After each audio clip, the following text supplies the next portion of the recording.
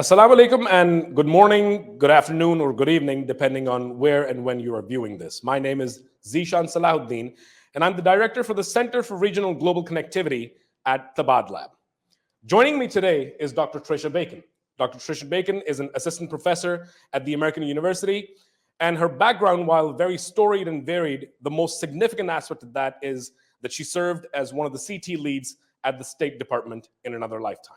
Thank you so much, Dr. Bacon, for being with us here today. I'm very grateful that you took out the time in your very limited engagement. I understand that this is the first time you have been in Pakistan since 2017, so welcome back. Very happy to have you here. Thank you. It's a good start to 2024 to have scholars like you visit, and we've had quite a few of these visit, and we've had conversations with them. But I think I'd like to jump right into it because there's so much to unpack. We've had a preliminary conversation on some of the things that we wanted to discuss. But I think let's start with something very broad-based.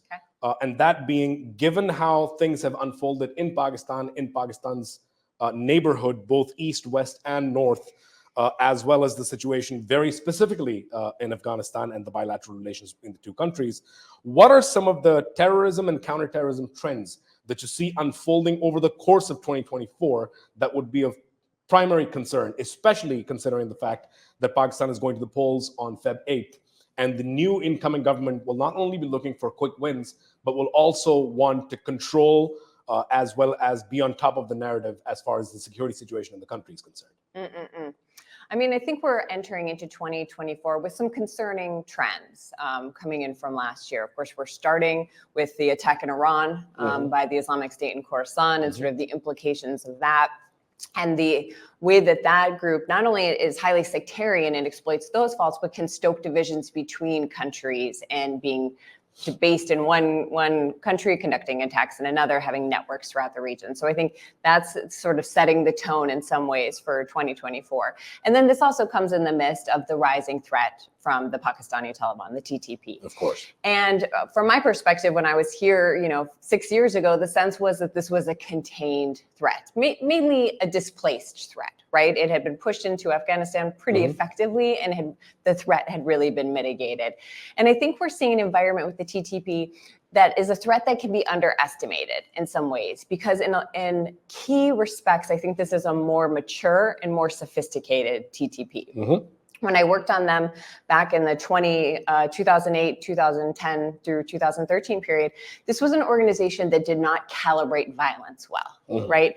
And that, while producing a large threat, is ultimately a self-defeating strategy. We've seen this in Iraq, we've seen this in Algeria, we've seen this in multiple places. And this group was sort of a similar model to that.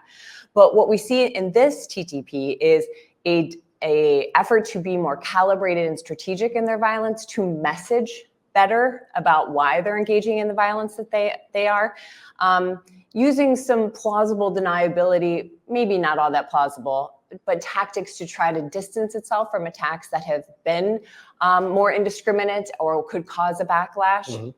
And it's an organization that is also projecting itself as not a threat to other countries, right? It's very explicitly saying to the United States, we're not a threat to you. So you have this combination of an organization that's clearly matured, clearly learned, has a leader who is able to unify to some degree the various factions. Absolutely. To a degree we haven't really seen since the early years. And so the combination of being more unified, being more mature and sort of calibrated in its violence, modeling itself very clearly after the Afghan Taliban and sort of the winning strategy that was, all of that combined makes me very concerned for the trajectory of the threat in Pakistan. And also, finally, I think importantly, it is exploiting the continued shortfalls in KP and Khyber Pakhtunkhwa, especially in the former Fatah areas. There is still an environment it can exploit and a message it can say about the failures of governance, the failures of security. So I think there's also some fertile ground here. And so I think that combination overall has me worried about the trajectory of this organization in terms of the security situation in Pakistan, especially heading into an election year. Yeah. Completely agreed. And there's so much to unpack here. I mean, everything from the fact that there's a significant maturity and a strategic delta between Baitullah and between Nur Wali. And how the organization has evolved, what you touched upon, which is the ability of Nur Wali Masood to be able to actually bring all of these disparate factions together. The most significant one of which, and I've seen very limited work on this actually, would be the fact that they are now closely coordinating with a particular individual who has historically maintained his distance from the TTP, and that being AGB, Hafiz Gul Bahadur. Yes. And the fact that they are now coalescing and bringing, that very sort of distant, and we're going to do our own kind of thing separately together is an alarm bell that I see being rang in very few places. The other aspect of this, I think is very crucial and very important, you've touched upon this just a little bit, is we've seen what happened in Iran and the transnational threat that ISKP or IS specifically poses. But we've seen that transnational violence happen across Pakistan, particularly in the form of TTP. When Tom West was here a couple of weeks ago, one of the things that we spoke about was also, what are some of the elements that we can use in order to bring certain pressures, especially on the IEA. And I'm glad that you brought up the fact that this mature TTP really is modeling itself on the Afghan model. I think people forget that when August 15th happened, the first thing that happened in Pakistan was that TTP swore allegiance to the emir of the IEA, or the very recently formed IEA. And then the Afghan Taliban let hundreds of TTP fighters go free from their jails. And that built this, the connection was already there, but it established this baseline as these guys are allied. They look at each other as partners, as comrades, and you're not going to be able to break through that ice unless somebody really kind of steps out of line. So I guess my next and immediate question, and I think this is a question that every scholar in the world that is studying Afghanistan or Pakistan or counterterrorism is grappling with, is there any leverage that Pakistan even has left, or international actors have left, as far as the IEA is concerned, to bring to bear on them? And I say this with the caveat that, of course, that recently there's a delegation that came in here. Certain agreements have been made, some conversation has been made, some thawing of the relationship has been seen, but none of that, in my view, is going to be enough. And I'd love to get your input on that.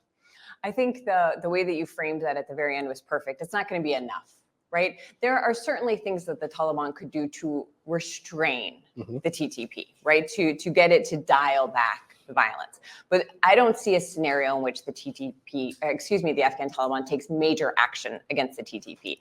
This sort of idea of a more forceful or a more pressure is very unlikely on multiple levels. And I think one of the things that any country that deals with the Afghan Taliban finds is that this is an entity that digs in under pressure. Pressure does not have the intended effect. The Afghan Taliban over the years has demonstrated a willingness to endure a lot of pain to not be seen as capitulating to pressure. Absolutely. Right. And so I think on the TTP question, this in some ways feels familiar to an American, right? Because we had these debates about the Taliban, what could we do to get them to relinquish Al-Qaeda, to restrain, et cetera.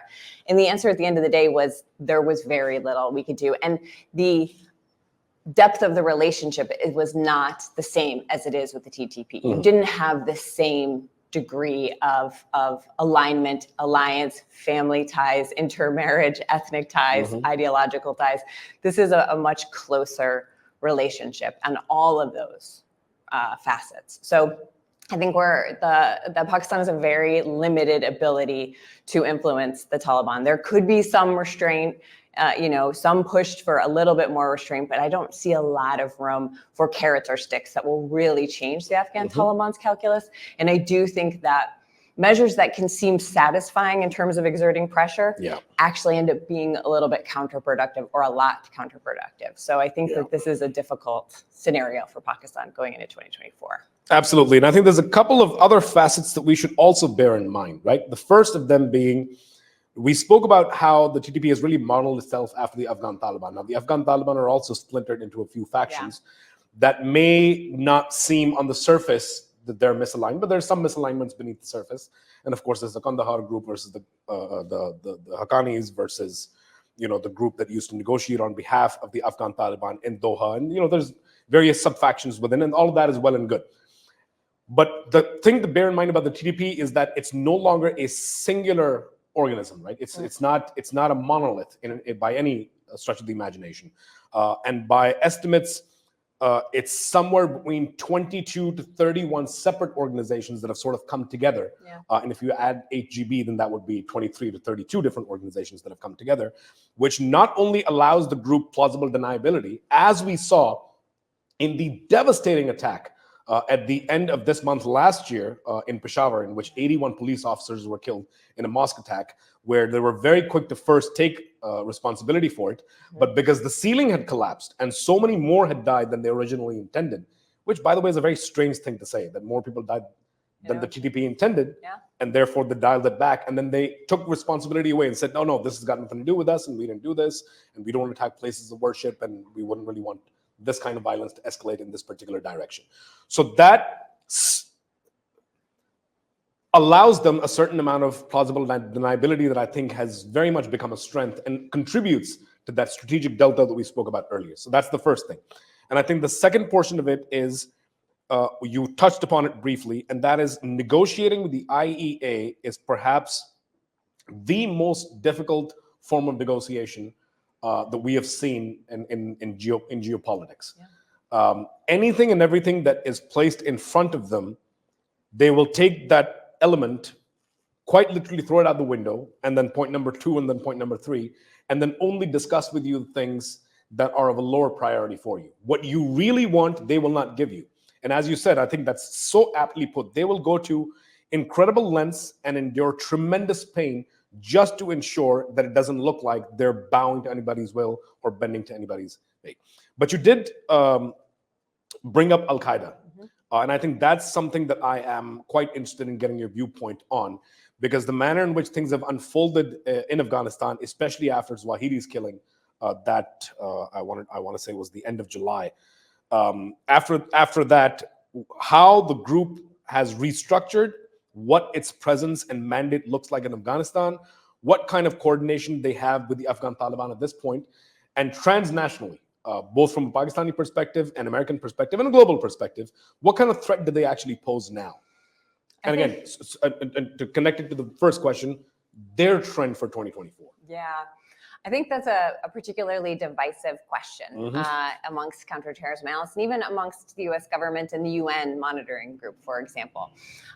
The Al-Qaeda, as we knew it as the 9/11 organization, clearly has been badly degraded. But just as we were talking about with the TTP, the key is when a group is degraded to keep them degraded.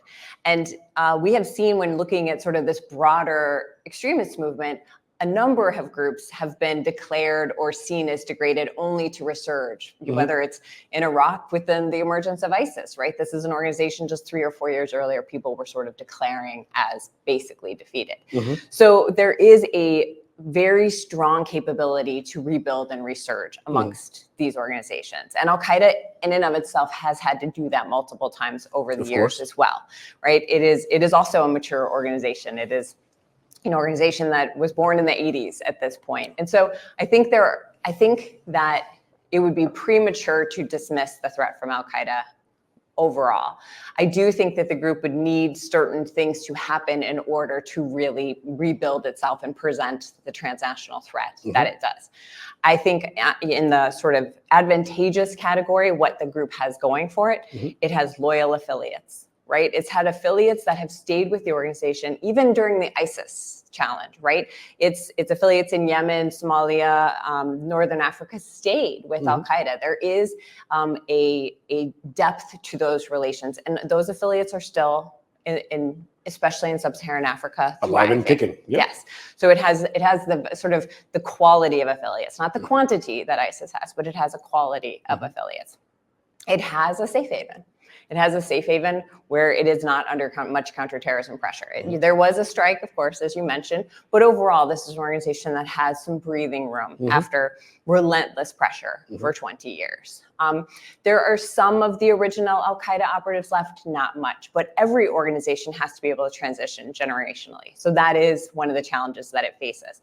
And to my mind, the question is, whether the group will be able to reinvigorate its appeal, right? And I think one of the question marks in my mind right now is, will Al-Qaeda be able to exploit things like, for example, the war in Gaza, 100%. right? This is part of its narrative. It's long been part of its narrative. Will there be, of course it can't participate directly, but can it take advantage of those circumstances to reinvigorate its appeal, its support, its recruitment? So I think this is an organization that has shown enough resilience over the years, has shown the ability to come back after losses, that survived unprecedented counterterrorism pressure. So I am not inclined to discount the organization, but I would acknowledge that it is a weakened organization. And so right now in 2024, it doesn't present a major transnational threat.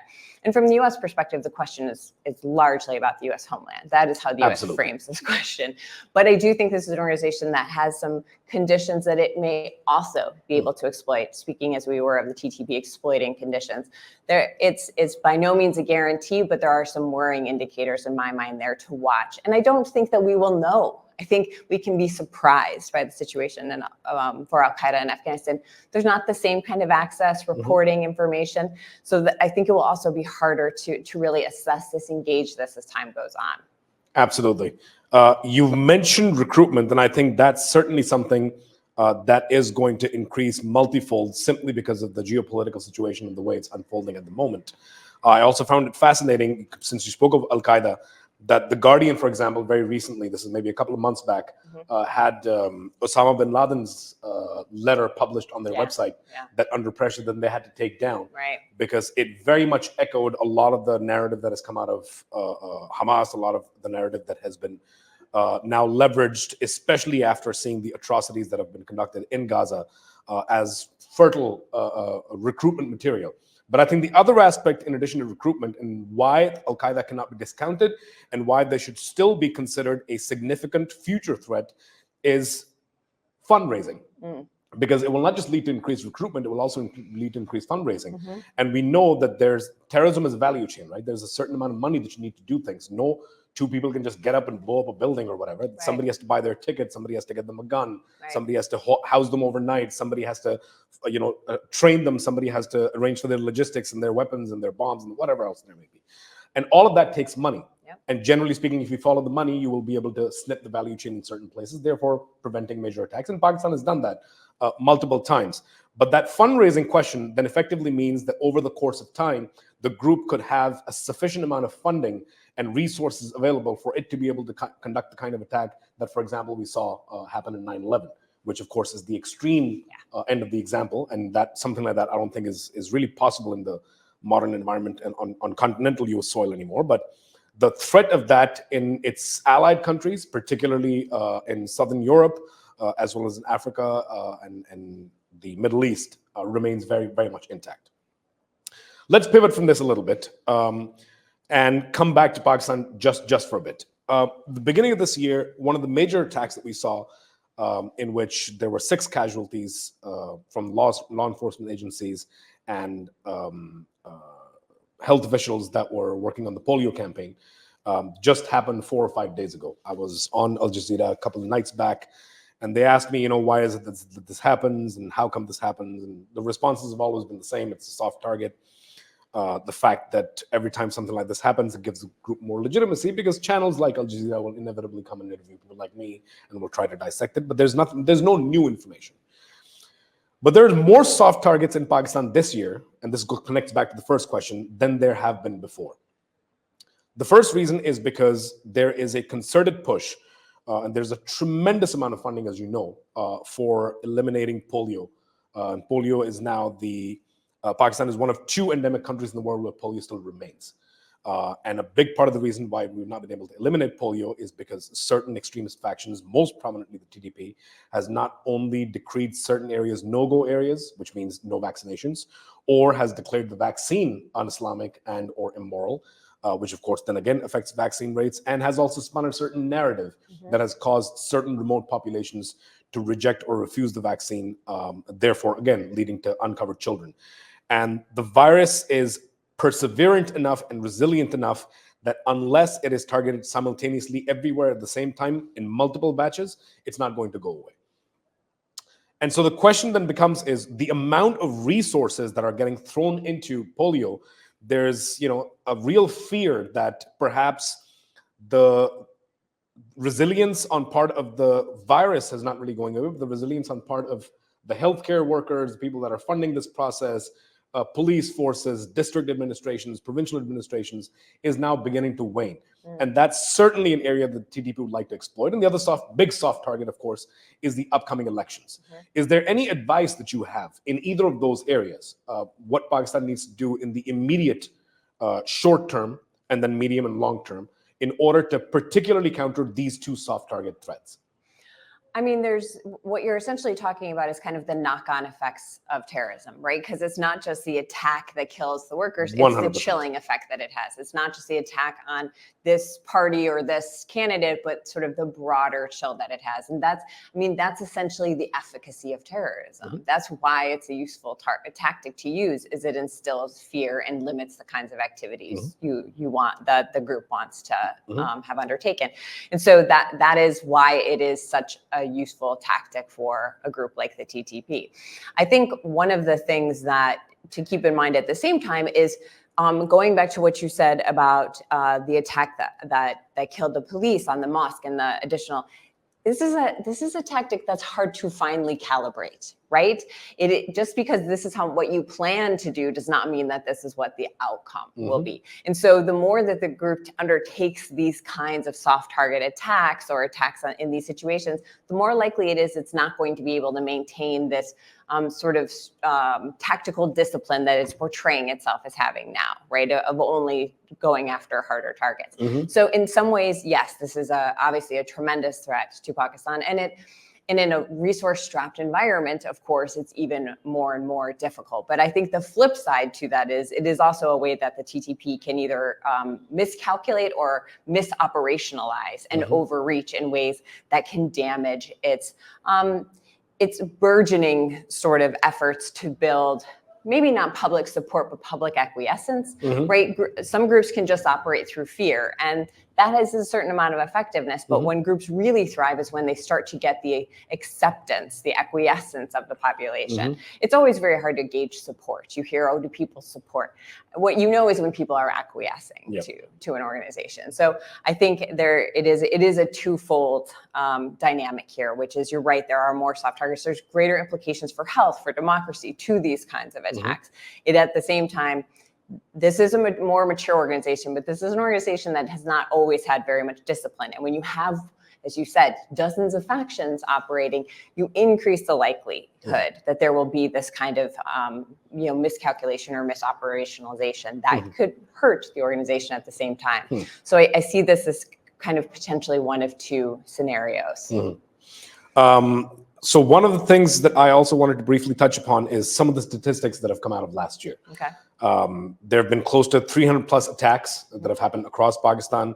The number of casualties resulting from that has increased by almost 70%, and 67% of and all of these are terrorist attacks, not violence related incidents or happenings.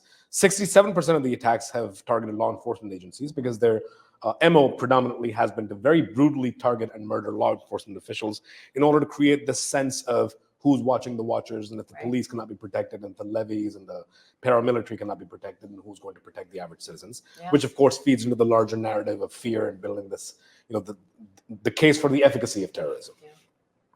And so all of that considered, I've been monitoring terrorism trends in this country for a while, and it was plateauing out around 2013, 2014 was a very bad year, both because of the Karachi airport attack, if you might recall, and the horrendous attack on school children that killed 135 children in APS in Peshawar on December 16th, 2014.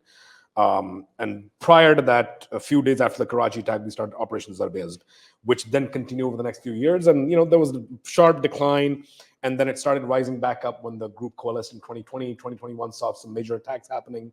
2022 was when the negotiations failed between the GOP and the TDP. And now 2023, it's really beginning to, there's a sharp uptick. And we've spoken about this in our preliminary conversation, that there's a cyclical pattern to these things. So this pattern now seems to be repeating itself. The problem this time around is A kinetic operation against the TTP, while may have some limited applicability and efficacy, is not entirely possible because many of the fighters, many of the leadership actually now reside in Afghanistan, not inside of Pakistan. B, these kind of operations take a tremendous amount of money. And one of the two existential crises, security is not an existential crisis for Pakistan, but the two actual existential crises for Pakistan are economy and climate change. And the economy of the country, the state that the economy is in, considering the state of our reserves, considering that there's a default conversation in this country that happens every few months, we don't really have the kind of resources to be able to throw a full-blown, heavy-duty military campaign into this. Given all of those things and the pressures that both the economic downturn and climate change bring about, what options do you feel the security apparatus, particularly in Pakistan, has in order to combat some of these things, particularly from an ideological standpoint? The one thing that I will say, though, is that as far as people support is concerned, we saw this very clearly last year and the year before that, which is when we started seeing TTP fighters in places like Dir and Sawat, especially with weapons and fully armed, that people came out in droves and actively protested against any additional political or non-political presence of the TTP in those areas. So the public support for them, for all intents and purposes, is done, and they don't really enjoy any kind of support. And I think acquiescence could happen through a campaign of fear or really kind of shutting down very far-flung remote areas. But beyond that, I don't think they have much in the way of public support as they used to at one particular point in time. So I think that there's always going to be a place for kinetic action with a group like this. So there's going to be components of the group that are not sort of reconcilable to use this. So that, of course, there is a role for that. But in this context, it seems to be a very limited one. There's no large-scale military operation like we saw in 2014 that's going to accomplish. TTP is not congregated that way in Pakistan. And as many militaries have found, when a group has a safe haven, you can conduct these military operations. You simply push them across and then they come back, and it's kind of never ending, right? And it doesn't strategically weaken the organization. So yes, there's clearly a role for that, but that it is clear that cannot be the central pillar the way that it was in the past. There was an over-reliance, and I'm coming from the United States, we have plenty of over-reliance on military. There was an over-reliance on that piece of it. I think that there is, as you mentioned, the centrality of things like police rather than sort of full-on military operations. And this comes down to multiple components, right? One is police relations with the community so that they know when people have returned before there is an attack, they have sort of that relationship with the community policing type model. The second is that there's a provision of order, because traditionally that's what a lot of these organizations try to offer, an alternative provision of order where the justice system, the security system is not working for the population, right? And that's when you're moving away from fear into acquiescence or other kinds of more seeing it as a viable alternative, right? And I think we see TTP trying to move in that direction, right? It's portraying itself as a shadow government, right? Again, it can't operationalize what the Afghan Taliban did, but it's trying to evolve in that same kind of way. So I think that there is a piece of it that is about the much more sort of community level, making sure there's mechanisms of justice, because that is also an area that is exploited by TTP and other kinds of organizations like this. So I really view these more local, more community level policing, security, order, justice as the pillars of keeping this threat to the peripheries, pushing it out and not allowing it to gain traction. Because while this is a group that has miscalculated and conduct attacks that have caused backlash, security forces can do the same, right? They can overreach or they can conduct actions that also cause a backlash. So when you over rely on the kinetic piece of it, it's more likely you're going to do something like that, and that the state is inadvertently going to fuel it. So I think the kinetic piece is a much smaller piece this time around than it was before. And the TTP is not showing itself to be a good faith actor in terms of negotiations. It's these negotiations over the years have seemed to have helped the groups that have engaged in them. So it's hard to see that right now. But so that's why I sort of emphasize these more sort of local governance pieces of it as the way to manage the threat, which I think you correctly are identifying as increasing. Absolutely. the situation on the ground, the threat on the ground, the group has evolved. And I think the bottom line here is that, of course, the response to that then also has to evolve. Yeah, the response exactly. can't really stay the same. And this has less to do with strategic maturity and more to do with pivoting than anything else. I think Pakistan has a very capable armed force that has demonstrated in the past its ability to strike and completely shut down elements. I mean, we went from somewhere north of 7,500 violence-related fatalities across the country to under 1,500 over the course of 3 years, following the wake of Operation Zeeshan. The risk is always that if you have a hammer, everything's a nail, right? Precisely. And like that is, we struggle with that same phenomenon. Yep. Yeah, pivoting away from the over-reliance on something has worked at times and can be effective and is capable, but is mismatched with the current state of the threat. And I think maybe in one way, the fact that the physical presence is not here is kind of a boon, because it forces us to be able to look at solutions that perhaps we simply didn't look at before. Yeah. Because as you said, every solution was, or every thing presented to us was in the shape of a nail. And now perhaps we need to bring in some additional power tools into the mix. One of the last things that I want to speak to you about is the necessity or possibility of transnational cooperation on counterterrorism, particularly in this region, both in Afghanistan, as is the case with the ISKP, which we know is a common threat to Pakistan, Afghanistan, the government of Pakistan, the IEA, American interests, and then in Pakistan for the TTP. Now, in the past, Pakistan has been a frontline state in the war against terror, and it has, of course, also benefited financially because of the military aid that has come into Pakistan because of that. And we have categorically and substantially increased the quantum of effort that we've put across as far as our cooperation with NATO, ISAF, US forces was concerned. But the physical presence of those forces is not here anymore. So really the coordination that can happen is more intelligence, it's more satellite data, perhaps, it's more academic in nature. How do you see the cooperation between the two sides unfolding, given the nature and range and quantum of threats in this region over the course of 2024? Well, I'd like it to be academic in nature. Said the professor. I think the context that I would add to this is just to briefly kind of resituate CT from the US perspective. It's a person who for 20 some years has worked on counterterrorism in the United States. It's hard to overstate how much the national security establishment in the United States has shifted away from counterterrorism. This is, if you reach the national security strategy, you got to flip way into that document before we start talking about counterterrorism. This is not an area where the US sees its as a strategic priority not even in the same way, I would say, maybe not even a top 5 strategic priority. Counterterrorism, specifically terrorism, is something that is now viewed as a threat that can disrupt our strategic priority of focusing on China, competition with China. That is a very different model than counterterrorism as the primary threat, to the US internationally. And so when you sort of shift that, what you also find is the US has become much more sort of narrow about what threats it cares about. And there was a time when any threat was, whether it was to an ally or whether it could eventually be a threat. The US took a very expansive approach that has narrowed dramatically in the US context.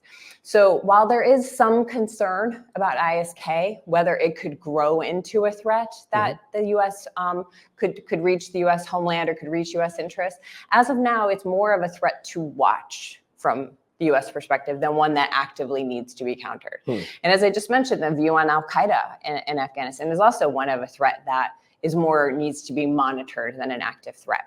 So given that context, there's not much appetite for increased counterterrorism efforts in this region. And the resources that we're talking about, satellites, intelligence, et cetera, are all gone. They're in Ukraine, they're in the Middle East, they're in Sub-Saharan, right? Yeah. And so I don't think that, and that reflects, that's not to say the US doesn't have the ability, it's to say the US, it's not the priority, so it doesn't have the ability because it's chosen to move those resources. So I think that it's unlikely that we'll see the U.S. engaging in some kind of major new counterterrorism cooperation in the region unless we see an increase in the threat, especially from ISK or in another organization that would really sort of have further reach to hit U.S. interests. So I'm a little pessimistic that even though on paper we share that interest, that it's just not where the appetite is. It's not going to translate particularly well. It's not going to translate. And there is still no real appetite in Washington to engage in that kind of way with the Afghan Taliban. It's just not where the sort of policy attention is. Again, if we were in an environment where there was an acute threat, a rising threat to U.S. interests, that might change, but that isn't where the threat assessments are in Washington. So I think that that's an unlikely scenario for the U.S. for, we'll say 2024, because that's been the theme of our conversation. And even when we talk about the TTP, this is a group the U.S. once invested quite a bit in countering, and there is not much appetite for that. This is a group that is a threat in Pakistan, saying it's not a threat to the U.S. It is not targeting U.S. interests. And so I don't see that there may be some assistance, but not really an active role. And in some ways, it's in an interesting moment because the U.S. has been responsible for the leadership decapitation of all of the TTP's leaders. And right now we have one of its most effective leaders, unfortunately, and sort of the least prospect for some kind of decapitation, at least from the United States perspective. So I would say I would be pretty reserved about any expectations or hopes that the U.S. is going to engage in any kind of major counterterrorism effort. Got it. And completely agreed. Last thing that I want to discuss with you, 2024 is a historic year in that more people on the history of the planet are going to go to the polls than at any other point in history. 71 countries have elections in one form or another, most of them national. 4 billion of the Earth's population is actually going to go to the polls. 8 of the 10 largest countries in the world are going to go to elections this year, which is, the coincidence of that happening in the same year is just kind of insane. And of course, the largest of those countries happens to be India, with a population of 1.12 billion. And Modi is going to be seeking his third term. Now, India has transformed, particularly economically, under Modi's leadership in his last 2 terms. It has gone from being the 10th largest economy in the world to being the 5th largest economy in the world. And it has dramatically expanded its export sector, its IT infrastructure, and really has presented itself as a very viable world leader in terms of where it currently stands. But the vitriol between Pakistan and India has not really gone away. And of course, there's something to be said about, dossiers of this has been presented and certain documentation has also been made about the Indian presence and influence in Afghanistan and how that actually also affects Pakistan. What kind of possibility is there for any kind of thawing of relationships to happen between the two sides?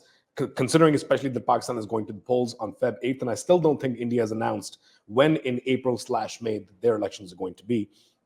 And my personal view is that as far as Narendra Modi is in charge and is going to secure his third premiership, that possibility is not really there. And as we saw in the recent elections, this managed to secure 3 of the 4 key states, which means the BJP, as previously thought, is not as unpopular as we thought. But then again, it's Indian elections. Anything could happen. When Modi first came into power, Congress had also secured 3 of those 4 states during that election, and then Modi swept into power, decimating its opposition. So A, how do you see the elections unfolding in India? How do you see their influence in Afghanistan? How all of that affects Pakistan and its bilateral relations with India? I think that the predictions are generally that Modi will win another term. And I think that in most democracies in election years, you don't get risky sort of policies. And there is certainly a voter base in India that would not welcome a warming of relations with Pakistan. That is an important voting base for the BJP government. So I think it's unlikely that we would see any kind of major initiatives or thaws or rapprochement in that kind of election environment. I think it's probably also less likely that India will engage in that while there's sort of uncertainty about the political situation in Pakistan, right? Until they have sort of clarity about who the political system here, I think that there will be a risk aversion to that.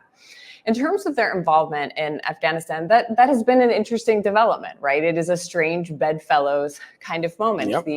The degree to which the Taliban has sort of had warm and positive language towards India. And I fully realize that India was never a priority for the Taliban, but the degree of sort of warmth has, I think, still been notable. In fact, an interesting way this has been explained is that if you were to look at the engagement graph in Pakistan and India on August 15th, India cleared out completely. Pakistan was one of the few embassies that was still operating inside of Kabul. So if Pakistan was all the way up here, over the last 2.5 years, the graph has quite literally flipped in that Pakistan no longer has the kind of influence that we once thought we might. Yes. And India has all of the influence and all of the warm welcomes and the very sort of stately visits and things of that nature happening in Afghanistan at the moment. And in my conversations with people in India on this topic, the two things that I repeatedly heard is that this is sort of a civilizational relationship, that the Afghan people and the Indian people have long had a warm ties, and so this is a reflection of that. And I think the other piece of this from the Indian perspective is counterterrorism.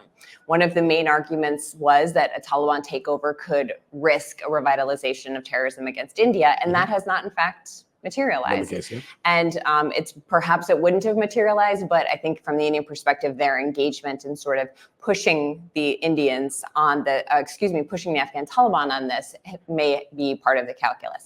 The Taliban has proven willing to restrain, for now, a lot of the militant groups operating in Afghanistan, except the TTP, right? The threat has been mitigated to some degree for most countries that have the Uyghurs are there, Al-Qaeda is there, there are anti-India groups operating, and to date none of those groups have used Afghanistan as territory to conduct attacks elsewhere. The only place the Taliban has proven unwilling to do this has actually been in Pakistan. Yeah. And so I think from the Indian perspective, it's very much a counterterrorism, getting that sort of those avenues to limit that threat. So I think that it for me, it was surprising how much progress was made in that relationship in a fairly short period of time, but it is serving the interest that the Indians wanted, which is we have not seen that the Taliban takeover has had any negative consequences for India's security. Absolutely. So much to unpack here. I mean, I feel like we've been speaking now, I think, for about 40 minutes, and I feel like we could spend maybe another 4 hours unpacking the many intricacies of these relationships. And I'm always grateful to you, Dr. Bacon. You've been a good friend at the Tabadlab. There are policy roundtables you've been a part of before. And we were very excited when we heard that you were coming to Pakistan, because it was an opportunity to be able to draw on the experience and the analytical capabilities of a great mind like yourself. Oh, thank you. So we're very grateful that you spared time with us today. And I hope that these conversations continue. We just at the end of November concluded our Afghanistan conference called ARC, which is the Afghanistan Regional Collective. Our mutual friend Kate Bateman was there, along with Adam Weinstein and a bunch of other scholars from around the world. And that work is going to only expand over the course of this year. And of course, we would very much like for you to be there, both informing and participating in that body of work. So thank you very much for being here, for speaking to me, for giving your very valuable time to the Tabadlab. I'm very grateful. And I hope to see you soon. Thank you. Thank you so much for having me and for this conversation. You Of guys course. do excellent work, and I'm glad to be here. That means a lot coming from you. Sincerely. Anytime somebody that both myself and Musharraf look up to have something nice to say about the Tabadlab, it's this strange surge of validation that we go through. And I think that's it's always a warm, positive feeling. So thank you very much. That was another episode of Tabadlab Live with Dr. Tricia Bacon, Assistant Professor at the American University. We're very grateful to have her here with us. Stay tuned for more Tabadlab Lives and Tabadlab Roundtables right here on this channel. Thank you for joining us. Take care, and Khuda Hafiz.